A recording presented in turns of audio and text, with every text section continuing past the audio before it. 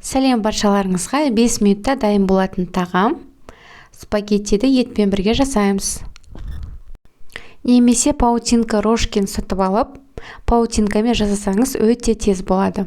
Осылайша бір банка кублиімізді, яғни конина етімізді дайындап аламыз. Тушенкамызды ашып, одан кейін жуамызды 4 ас қасық су майда қуырып шығамыз. Және кішкене қасық тұз салуды ұмытпаймыз. Паутинка болмаған жағдайда осылай мен сияқты сұлтан макарон 3 бөлікке бөліп, 2 кесе етіп саласыз. Осылай қуырамыз. Одан кейін қайнаған 1 кесе су құямыз дағы астын басып қоямыз. Және тұз салуды ұмытпаймыз. Достар, подписаться кнопкасын басып, каналымызды қолдап жүрулеріңізді өтінеміз. Астарыңыз дәмді болсын. Сіздермен болған Смағұлова Еңлік.